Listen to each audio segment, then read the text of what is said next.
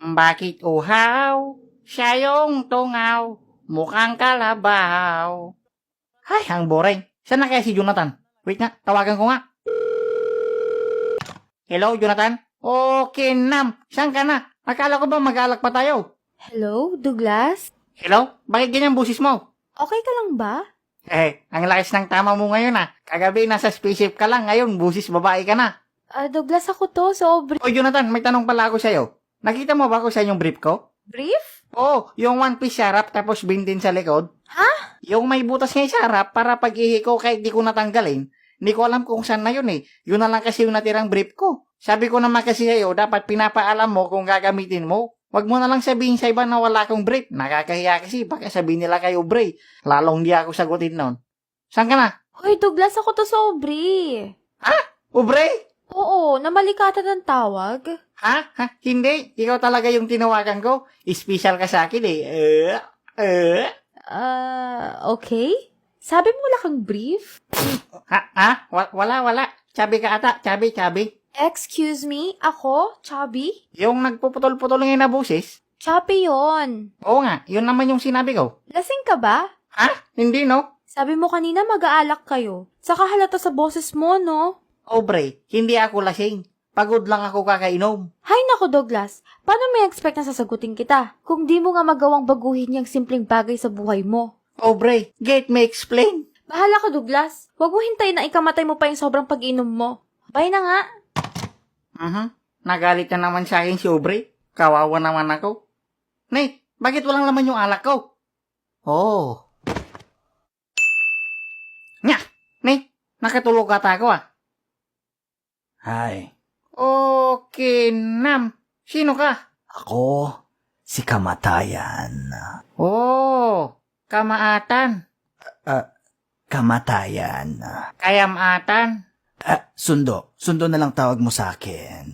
Sundo? Oo, dahil ako ang naghahatid sa mga ligaw na kaluluwa. Nakakatakot, di ba? Oh, ang sipag mo naman. Buti hindi ka tinatamad. Ha? Minsan kasi ako, kahit tambay ako, wala akong trabaho. Tinatamad pa rin ako eh. Pero nung isang araw, nag-apply ako ng trabaho doon sa my grocery. Sa tapat ng 7-Eleven, sa palengke. Yung malapit sa sakayan ng jeep, papuntang simbahan, alam mo doon? Hindi. Oh, sabi sa akin nung boss ko, sigurado ka na ba na ready ka sa trabahong to? Sabi ko naman, wait lang, pag-isipan ko. Tapos sabi niya, tanggap ka na, pwede ka nang pumasok bukas, basta bawal ang alak. Kaya ayun, nag-resign ako. Ano na ulit pangalan mo? Sundot? Hindi mo ba alam yung nangyayari ngayon? Siyempre alam ko. Hindi porkit lasing ako, di ko na alam yung nangyayari sa paligid ko, no? Okay, sorry. Ano bang nangyayari ngayon? Isa ka ng ligaw na kaluluwa, Douglas. Paano mo nalaman yung pangalan ko? Nandito ka sa listahan eh. Sunduin daw kita mga 4:30 ng madaling araw. Isa akong ligaw na kaluluwa? Oo, tingin ka sa likod mo. Ay, Sims, ang pangit. Ikaw yan. Ha? Gulat ka, no? Kulot ako? Oo, at patay ka na. Ako? Bakit mo ko pinatay? Ang hirap ko mausap ng tanga. Hindi kita pinatay. Inabuso mo lang masyado yung katawan mo, kaya ayan tuloy, tigok ka. Ala, hindi pwede to. Paano na yung mangyayari sa mga alak ko? At kay Aubrey, At pala, si Obre. Ano na mangyayari sa mga alak ko? wala tayong magagawa. Pinili mo maging lasinggero eh. So, ako si Douglas. Lalaki ako at kaya kong gawin lahat ng gusto ko. Kaya mo bang magpatuli? Okay, kalmahan mo lang. Ang dami mong salita. Halika na nga, dadali na kita sa kabilang buhay. Wow. Teka lang, pre. May gagawin pa sana ako eh. Ano naman yon?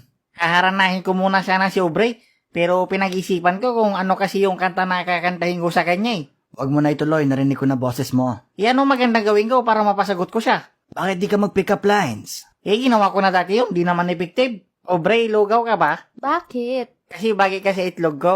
Tama na, sumama ka na sa akin. Madami pa akong susunduin. Ay, nagagrab ka? Nagbibiro ka ba? Hindi, pero gusto mong makarinig ng joke. Ay, eto na naman. Anong tawag sa grab na bumaliktad? Ano? Bag. Namitabid. Wala ka talagang alam. Sinasayang mo oras ko, pre. Sumama ka na. Wow. Teka lang, pre. Ayokong sumama sa'yo. Madami pa akong pangarap sa buhay. Puro alak nga lang inatupag mo eh. Anong alak? Minsan-minsan nagsisat din ako, no? Bonak, yun din yun eh. Ayaw nga, no? Huwag mo na akong pahirapan, sumama ka na lang. Pag ako nalit pa dito, baka matanggal na ako sa trabaho. Bakit? Saan ba tayo pupunta? Ay, depende. Pwede sa langit o sa impyerno. Ha? Feeling ko sa langit mo ako dadalhin, di ba? Sobrang bait ko kasi, di ba? Sige. Parang di ka sigurado ah. May requirements kasi pag mapupunta ka ng langit. Dapat mabuti kang tao. Bakit? Mabuti naman akong tao ah. Hindi nga ako nangaasar ng kapwa. Ano nangyari nung nagpa-check up ka? Anong pangalan, sir? Wag mo sabihin kalbo. Wag mo sabihin kalbo. Wag mo sabihin kalbo. Panot. Okay. Pero at least hindi ako nagsisinungaling. Naliligo naman po kayo, sir, no? Ay, hindi. Kahit na. Puro kawalang yaan ginagawa mo eh. Sobra ka naman. Anong isang araw pala nakatulong ako sa bulag? Saan po yung barangay hall dito? Doon. Wala. Sabi dito sa impyerno ka talaga mapupunta. Dali na, malapit na next sked ko. Ba't ka umiyak? Nagsisisi lang ako, pre. Dapat pala inayos ko na ang buhay ko dati pa. Sana nakinig na lang ako sa mga tunay na kaibigan ko. Gusto mo magbago? Oo. Titigilan mo na yung alak. Minsan. Anong minsan? Oo, titigilan ko na. Sige na nga. Pagbibigyan kita. Hindi pa kita susunduin ngayon. Bibigyan pa kita ng oras para ayusin ang buhay mo. Oh, talaga? Oo. At lagi mong tandaan, masyadong maikli ang buhay para sayangin sa lungkot at katamaran. Lagi mong pipiliing maging masaya. Babush na ako. Wow, thank you kamahatan. Promise, hindi na ako. Minsan lang ako basta hindi na. Ha? Bumalik na ako sa katawan ko. Yes! Wait lang, tawagan ko si Aubrey.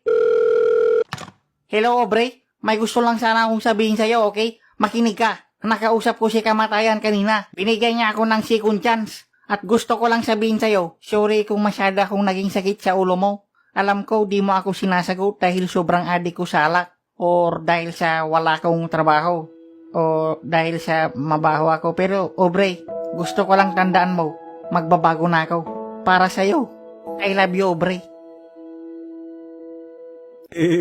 Nag-edit ka na rin pala, pre. Gigi.